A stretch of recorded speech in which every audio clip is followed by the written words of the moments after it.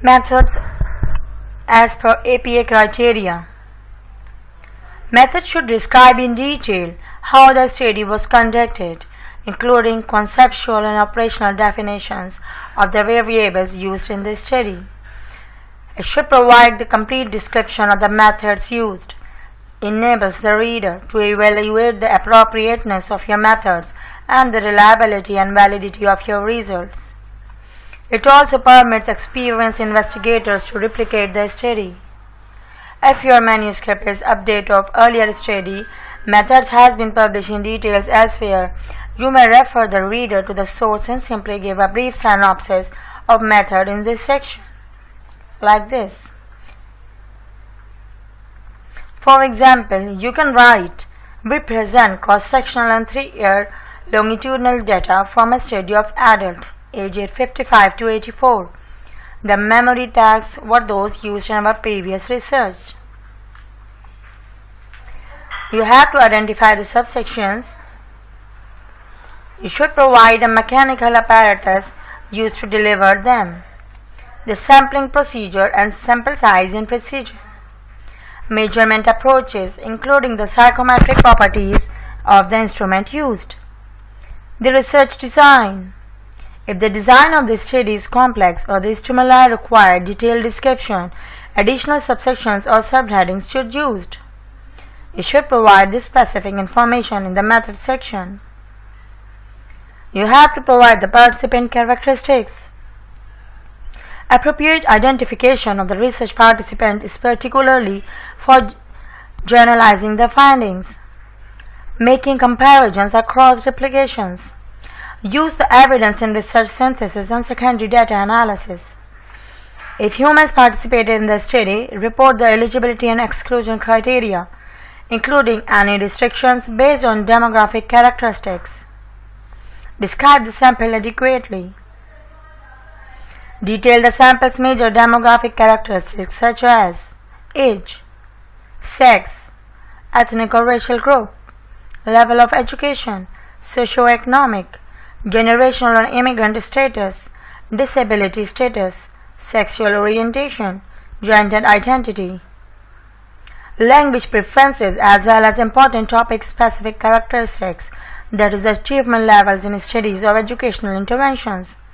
As a rule, describe the group as specifically as possible, with particular emphasis on characteristics that may have bearing on the interpretation of results. You can write the second group included 40 women between the ages of 20 and 30 years, mean 24.21 and standard deviation 2.1, all of whom had immigrated from Salvador, had at least 12 years of education, had been permanent residents of the United States for at least 10 years and lived in Washington, D.C. Or you can write the Asian sample included 30 Chinese and 40 Vietnamese persons. Among the Latino and the Hispanic American men, 20 were Mexican American and 20 were Puerto Rican. Now comes to sampling procedure. Describe the procedure for selecting participant. The sampling method if a systematic sampling plan was used. The percentage of the sample approach that participated, that is, you have to mention the response rate. The number of participants who selected themselves into the sample. Describe the settings and location in which the data were collected, as well as any agreements and payments made to the participants. Agreement with the Institutional Review Board. Ethical standards met. Safety monitoring procedures. Now, sample size, power and precision. Along with the description of subjects, give the intended size of the sample and number of individuals meant to be in each condition if separate conditions were used. State whether the achieved sample differed in no ways from the target population. Conclusion and interpretations should not go beyond what the sample would warrant. State how this intended sample size was determined, that is, analysis of power or precision. In applying inferential statistics, take seriously the statistical power consideration associated with the test of hypothesis. Relate to the likelihood of correctly rejecting the tested hypothesis by giving particular alpha level, effect size and sample size. and that regard routinely provide evidence that the study has sufficient power to detect effects of substantial interest. Alternatively, use calculations based on choosing target precision, that is confidence interval width, to determine the sample sizes. Use the resulting confidence intervals to justify the conclusions concerning effect size, that is, some effect is negligibly small. Measure and covariates. Include in the method section information that provide definition of all primary and secondary outcome measures and covariates, including measures collected but not included in this report. Describe the method used to collect data, that is, questionnaires, interviews, observations, or focus group, as well as methods used to enhance the quality of the measurement, that is, the training and reliability of assessors or the use of multiple observations, if any. Provide information on the instrument use, including their psychometric and biometric properties and evidence of cultural validity. Research design. Specify the research design in the method section. What subject plays into the conditions that were manipulated or were they observed naturalistically? If multiple conditions were created, how a participant assigned to the conditions, through random assignments or some other selection mechanism? Was the study conducted as between subjects or within subjects' design? Experimental manipulation or interventions.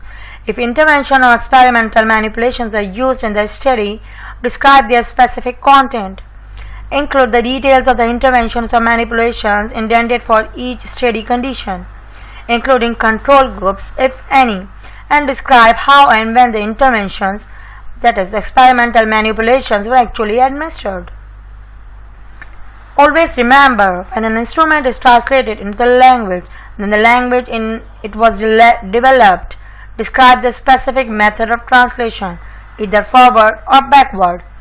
If, for example, in backward translation, the text is translated into the another language and then back into the first, to ensure that it is equivalent enough that results can be compared and have not compromised with the reliability of the measure.